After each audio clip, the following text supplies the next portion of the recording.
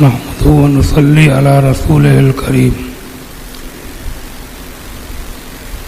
عن النبي صلى الله تعالى عليه وسلم حبب إلي من دنياكم ثلاثة الطيب والنساء وقرة عيني في الصلاة. آمنت بالله صدق الله مولانا العظيم وبلغنا رسوله النبی الکریم. بارگاہ بصارت میں درود شریف کا نذرانہ پیش کیجیے. اللہم صلی علی سیدنا و مولانا محمد مبارک وسلم. کلمہ شریف کا ذکر کیجیے. لا الہ الا اللہ محمد رسول اللہ صلی اللہ تعالی علیہ وسلم. حضرات، ابھی میں نے خطبہ مسنونہ کے بعد اللہ کے محبوب سید عالم صلی اللہ تعالی علیہ وسلم کا ایک فرمان، آپ کی ایک حدیث تلاوت کرنے کا شرف حاصل کیا. حضور فرماتے ہیں حبب الی من دنیاکم ثلاثۃ، مجھے تمہاری دنیا کی 3 چیزیں پسند ہیں. 3 چیزیں مجھے بہت زیادہ پسند ہیں. پہلی چیز فرمایا الطیب، خوشبو،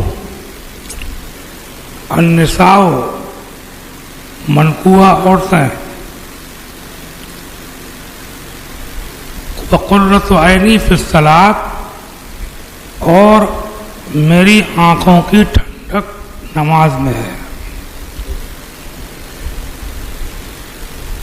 ان تینوں باتوں میں حضور نے پہلی چیز فرمایا الطیب، اس کے معنی ہوتے ہیں خوشبو کا استعمال کرنا.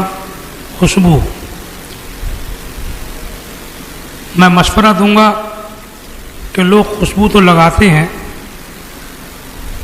لیکن اس کو اگر حضور کی سنت کی نیت سے لگایا جائے تو انشاءاللہ سنت کا ثواب ملے گا،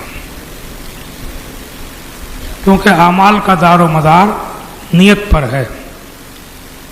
لگاتے تو ہیں لوگ، خوشبو کا استعمال کرتے ہیں، لیکن اس میں دھیان رہے تو اس وقت یہ ارادہ کر لیجئے کہ یہ خوشبو میں اس لیے لگا رہا ہوں کہ میں لوگ مجھے بہت اچھا سمجھیں، اس میں پاس بیٹھنے والوں کو اچھا لگے اور مجھے بھی اچھا لگے.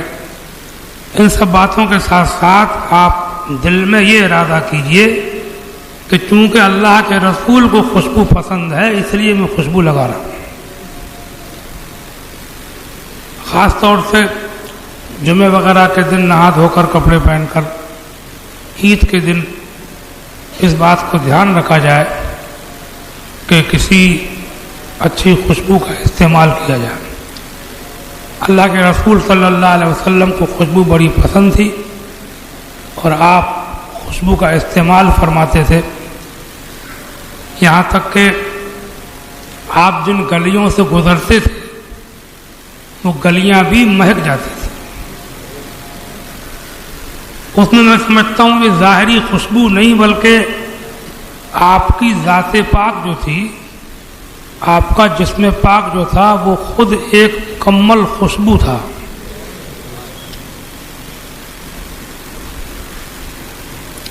حدیث شریف میں ہے اللہ کے رسول صلی اللہ علیہ وسلم کبھی کبھی دوپہر میں جناب ابو طلحہ رضی اللہ تعالی عنہ کے مکان پر آرام فرماتے، قیلولہ فرماتے. کبھی ایسا ہوا کہ آپ آرام فرما کے جب وہاں سے چلے تو ان کی بیوی ام سلیم رضی اللہ تعالی عنہ آپ کے پسینے کی خوشبو، آپ کے پسینے کی بوندیں جو بستر پہ رہ جاتی تھیں، چمڑے کا بستر ہوتا تھا، اس کو خرش کر کے شیشی میں بھرتی تھی. ایک دن حضور نے دیکھ لیا تو فرمایا کہ ام سلیم یہ کیا کرتی ہو؟ تو عرض کی یا رسول اللہ ہم اس کو خوشبو کے طور پر استعمال کرتے ہیں اور یہ آپ کا پسینہ ساری خوشبوؤں میں سب سے افضل خوشبو ہے. ان کی مہک نے دل کے غنچے کھلا دیے ہیں، اس راہ چل دیے ہیں، کوچے بسا دیے. دوسری چیز ہے عورتیں. عورتوں سے مراد منکوحہ عورتیں یعنی بیویاں. بیوی سے محبت کرنا اسلام کا ایک اہم حصہ ہے. آج کل کچھ اسلام مخالف پالیسیاں، تحریکیں، تنظیمیں اس بات کا پروپیگنڈا کرتی ہیں کہ اسلام میں عورتوں کو حقوق نہیں دیے گئے، اسلام میں عورتوں کو پیچھے چھوڑ دیا، اسلام نے عورتوں کو عزت نہیں دی. وہ آنکھیں کھولیں اور دیکھیں کہ میرے آقا صلی اللہ علیہ وسلم نے دنیا کی جن 3 چیزوں کو پسند فرمایا ان میں بیویوں کا بھی ذکر آپ نے فرمایا. قرآن عظیم میں ہے، اللہ فرماتا ہے وَعَاشِرُوهُنَّ بِالْمَعْرُوفِ، عورتوں کے ساتھ اچھا سلوک کرو. کہاں ہے یہ؟ قرآن میں. ایک حدیث شریف میں حضور فرماتے ہیں خیرکم خیر لأہلہ وأنا خیرکم لأہلی، تم میں سب سے زیادہ بہتر وہ لوگ ہیں جو اپنے گھر والوں کے لیے بہتر ہیں، اور میں تم میں اپنے گھر والوں کے لیے سب سے زیادہ بہتر ہوں. ایک حدیث میں تو خاص عورتوں کے تعلق سے ہے، فرماتے ہیں خیرکم خیر للنساء، تم میں بہتر وہ لوگ ہیں جو اپنی بیوی کے لیے بہتر ہے، عورتوں کے لیے بہتر ہے. ایک حدیث میں ہے سیدنا انس بن مالک رضی اللہ تعالیٰ عنہ فرماتے ہیں کہ اللہ کے رسول صلی اللہ علیہ وسلم نے فرمایا کہ اللہ کے رسول صلی اللہ علیہ وسلم سے زیادہ اپنے گھر والوں سے محبت کرنے والا میں نے کوئی نہ دیکھا. سمجھا آپ؟ ایسی حدیثوں کے ہوتے ہوئے، قرآن میں اس کی تاکید ہوتے ہوئے یہ الزام لگانا کہ اسلام نے عورتوں کے حقوق چھین لیے، کہ نادانی ہے، ناواقفی ہے، الزام تراشی ہے، اسلام دشمنی ہے. سمجھا آپ؟ بلکہ حدیثوں میں لکھا ہوا ہے کہ اللہ کے رسول صلی اللہ علیہ وسلم نے دنیا سے جاتے وقت جو آخری وصیتیں کی تھیں ان میں یہ بھی تھی عورتیں اور نماز، عورتیں اور نماز، عورتیں اور نماز. ان 2 چیزوں کی خاص طور سے تاکید کی تھی. عورتوں کے بارے میں یہ بھی فرمایا تھا کہ وہ تمہارے ہاتھوں میں قید ہو گئی ہیں، ان کا خیال رکھو. ہاں یہ الگ بات ہے کہ اسلام نے ہر ایک کا ایک دائرہ متعین کیا ہے حقوق کا. کسی بھی نظام کو چلانے کے لیے جو سپر پاور ہوتی ہے وہ ایک ہی ہوتی ہے. تھانے میں ہم دیکھتے ہیں کہ داروغہ لوگ کئی ہو سکتے ہیں مگر انچارج ایک ہی ہوتا ہے. کہیں آپ کو انچارج 2 نہیں ملیں گے. ضلع کے اندر A D M, S D M وغیرہ کئی ہوتے ہیں لیکن ڈی ایم ایک ہی ہوتا ہے. صوبے کے اندر مکھ منتری ایک ہی ہوتا ہے، منتری بہت ہو سکتے ہیں، مکھ منتری ایک ہی ہوتا ہے، گورنر ایک ہی ہوتا ہے. ملک کے اندر بادشاہ یا پردھان منتری ایک ہی ہوتا ہے، منتری بہت ہو سکتے ہیں. کسی بھی اسکول کے اندر ماسٹر بہت ہوتے ہیں مگر ہیڈ ماسٹر ایک ہی ہوتا ہے. ٹیچر بہت ہو سکتے ہیں مگر پرنسپل ایک ہی ہوتا ہے. اسی طریقے سے کسی گھر کو چلانے کے لیے سب کو حکومت دے دی جائے تو گھر نہیں چلے گا، جھگڑے ہوں گے. حکومت تو ایک ہی کی ہونا چاہیے، حکومت مردوں کی ہونا چاہیے اور گھروں کے اندر محبت عورتوں بچوں کو ملنا چاہیے. برابر کر دینا، جھگڑے کرانا ہے. گھروں میں تو لوگ کہتے ہیں کہ برابر برابر، تھانوں میں سب کو برابر کو نہیں کرتے، ضلع میں سب کو ڈی ایم کو نہیں بناتے، مکھ منتری بہت سے کو نہیں بنائے جاتے. سب کی پاور ایک کرو. کوئی نظام اسی وقت صحیح چلتا ہے جب تک کہ سپر پاور ایک ہی ہو، ہائی کمان ایک ہی ہو، بولتے ہیں دل کا سکون، چین. سمجھے آپ؟ تو یہ معمولی بات نہیں ہے کہ اللہ کے رسول نے نماز کو آنکھوں کی ٹھنڈک فرما دیا. نماز کو آنکھوں کی ٹھنڈک فرما دیا ہے، کیونکہ نماز اللہ کی عبادت ہے، اور بندہ جتنے کام بھی دنیا میں کرتا ہے وہ دنیا کے لیے کرتا ہے، لیکن یہ عبادت اللہ کی ہوتی ہے. اور دنیا کے تمام کاموں میں سب سے افضل کام ایک مومن کے لیے اللہ کی عبادت کرنا ہے. اس میں لگنا کمال نہیں ہے کہ جس کو اللہ نے پیدا کیا، اس میں لگنا کمال ہے کہ جو سب کا پیدا فرمانے والا ہے. اس کی طرف کو دھیان کرو. سمجھا؟ آج کل لوگ نماز کو اہمیت کم دیتے. سمجھا؟ بہت سے لوگ تو ایسے میں نے دیکھے کہ وہ نماز کے علاوہ اور کاموں میں تو لگے رہتے ہیں، اور یہ پتہ نہیں ہے کہ اور کام بھی تبھی قبول ہوتے ہیں کہ جب آدمی نمازی ہو.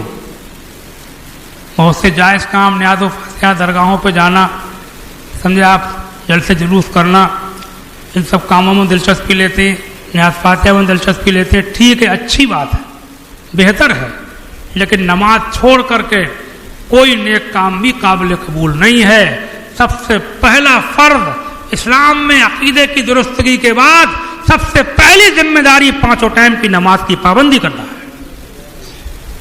حضرت سیدنا عمر فاروق اعظم رضی اللہ تعالیٰ عنہ نے اپنی خلافت کے زمانے میں، اپنی حکومت و بادشاہت کے زمانے میں اپنے گورنروں کو، اپنے حاکموں کو ایک پیغام بھیجا تھا. جو حکومت کرتے تھے آپ کے گورنر، ان کو الگ سے ایک پیغام بھیجا تھا اسپیشل خصوصیت کے ساتھ. اس میں فرمایا تھا کہ تمہارے تمام کاموں میں میرے نزدیک سب سے زیادہ ضروری کام 5 وقت کی نماز کی پابندی ہے. ایک مرتبہ مدینہ شریف میں حضرت عمر فاروق کے زمانے میں ایک صاحب فجر کی نماز میں نہیں آئے. حضرت عمر کا دن میں ان کے پاس سے گزر ہوا، ان کے مکان کے پاس سے. ان کی ماں سے پوچھا کہ وہ تمہارے بیٹے آج فجر میں کیوں نہیں آئے تھے؟ تو ماں نے کہا کہ رات کو بہت رات تک عبادت کرتے رہے، صبح کو آنکھ لگ گئی، جماعت نہیں ملی، گھر پہ نماز پڑھ لی. حضرت عمر نے فرمایا کہ ان سے کہہ دینا کہ میرے نزدیک فجر کی جماعت میں شریک ہونا، 5 وقت کی نماز، خاص طور سے فجر کی جماعت میں شریک ہونا رات بھر کی عبادت سے افضل ہے. سمجھا؟ ایک بات مجھے دھیان آئی ابھی، بات مولوی بھی بڑے بڑے عجیب و غریب ہو رہے ہیں. سمجھے آپ؟ قوم کو صحیح رہنمائی کرنے کے بجائے ان کو ایسی باتیں کرتے ہیں کہ جس سے فضائل کی باتیں کریں گے، بزرگوں کی باتیں کریں گے، عشق کی باتیں کریں گے، محبت کی باتیں کریں گے، اور نماز کے پہلو کو ہلکا کر دیں گے. ارے سب سے بڑا دیکھو بات سنو، حضور کہہ رہے ہیں کہ نماز میری آنکھوں کی ٹھنڈک ہے. تو جو عاشق رسول ہوگا، جس کو رسول اللہ سے سچی پکی محبت ہوگی، اس سے نماز چھوٹے گی نہیں. تو آپ فرما رہے ہیں میری آنکھوں کی ٹھنڈک ہے، وہ حضور کی آنکھوں کو ٹھنڈا کرے، پہلے یہ کام کرے. ایک بار بہت زمانہ پہلے میں کہیں جلسے میں گیا تھا، 12ویں شریف کا جلسہ تھا. رات کو تقریر کر کے وہیں میں لیٹا. صبح کو میں نے مسجد میں جا کے فجر کی نماز پڑھی، چائے ناشتہ لے کے آئے لوگ. تو رات بھر ڈیکوریشن کر رہے تھے، سجاوٹیں ادھر ادھر گلیوں میں لگے رہے رات بھر. مسجد میں کوئی نہیں ملا. صبح کو وہ چائے پانی لے کے آئے. میں نے کہا آپ لوگوں نے نماز کہاں پڑھی؟ تو بولے وہ رات بھر جگنا پڑا، فرصت نہیں ملی، ڈیکوریشن کر رہا ہے، سجاوٹ کر رہا ہے، اور فجر کی نماز پڑھا. یہ باتیں مولویوں کو بتانا چاہیے. ہم لوگوں کو یہ باتیں پبلک کو بتانا چاہیے کہ اسلام میں کس کی اہمیت کیا ہے. یہ ڈیکوریشن، یہ سجاوٹ، یہ اصلی محبت تبھی بنے گی کہ جب کہ تو نماز پڑھے گا. اللہ کے رسول نے کیا فرمایا کہ نماز میں میری آنکھوں کی ٹھنڈک ہے. اب مولوی صاحب کا ذکر کر رہا تھا. ایک مجھے کچھ لوگوں نے بتایا کہ وہ تقریر کر رہے تھے کسی مدرسے کے سالانہ جلسے میں، دستار بندی کے جلسے میں تقریر کر رہے تھے مدرسے کے. تو کہہ رہے تھے کہ ہمارے مدرسے کے طلبہ بد عقیدہ نہیں ہو سکتے، بد مذہب نہیں ہو سکتے، بے نمازی ہو سکتے ہیں. یہ بات کر رہا ہے مولوی، یہ بات کر رہا ہے کہ بد عقیدہ نہیں ہو سکتا، سنیوں کے علاوہ کئی اسی مذہب میں نہیں جا سکتا، لیکن بے نمازی ہو سکتا. دیکھو ارے بھلے آدمی یہ کہہ دیتا کہ ہمارے مدرسے کے طلبہ پڑھنے والے لڑکے مولانا لوگ بے فضل تعالی بدعقیدہ بھی نہیں ہوتے ہیں اور بے نمازی بھی نہیں ہوتے. بولو یہ اچھا رہتا نہیں رہتا؟ تم نے یہ کہہ کر کے بدعقیدہ نہیں ہو سکتے، بے نمازی ہو سکتے، تم نے ایک شوشہ چھوڑ دیا، ایک ڈھیل دے دی ان کو کہ بس سنی بنے رہی ہو پکے اور نماز چاہے پڑھیو مت پڑھیو. تم مولویوں کو سکھا رہے ہو، جب مولوی یہ کریں گے تو پبلک کیا کرے گی؟ یہ بڑے بڑے مولوی بتا رہا ہوں، کچھ کی، سب کی نہیں. باقی تو میں نے اپنی جماعت کے بڑے بڑے علماء دیکھے، ان کی صحبتیں اختیار کی، ان کے ساتھ سفر کیے، جلسوں میں رہا. بفضل تعالیٰ سفر میں نمازیں پڑھتے تھے، ٹرینوں میں، بس اسٹینڈوں پہ، پلیٹ فارموں پر نمازیں پڑھا کرتے تھے. اور میں نے یہ بھی دیکھا کہ مولوی ہوں چاہے عوام ہوں، جو پکا نمازی ہوتا ہے کسی حال میں نماز چھوڑتا نہیں ہے. جو دین میں رعایتیں دی گئی ہیں، سہولتیں دی گئی ہیں، فیسلٹیز دی گئی، ان کے اوپر عمل کر کے مجبوری میں بھی نماز پڑھتا ہے. مجبوری میں بھی نماز پڑھتا ہے، جو مجبوریاں ہیں ان میں کچھ جو آسانیاں دی گئی ہیں ان کے اوپر عمل کرتے ہوئے. ایسا پکے نمازی میں نے مولوی بھی دیکھے. اللہ کے فضل سے ان کو اللہ تعالیٰ نے عزتیں عطا فرمائیں، عظمتیں عطا فرمائیں. ان مولویوں کو آج لوگ جانتے ہیں اور خالی ڈیکوریشن والے مولویوں کو لوگ بھول گئے. ان کو جو نمازیں چھوڑنے والوں کو، نمازی آدمی کو اللہ تعالیٰ دنیا میں بھی عزت دیتا ہے اور مرنے کے بعد جنت عطا فرماتا ہے. سمجھا؟ حبب الیہ من دنیاکم ثلاثۃ، مجھے تمہاری دنیا کی باتوں میں 3 چیزیں پسند ہیں دادا: الطیب و خوشبو والنساء، عورتیں منقوحہ، اور قرۃ عینی فی الصلاۃ، اور نماز میں میری آنکھوں کی ٹھنڈک ہے. السلام علیکم ورحمۃ اللہ وبرکاتہ.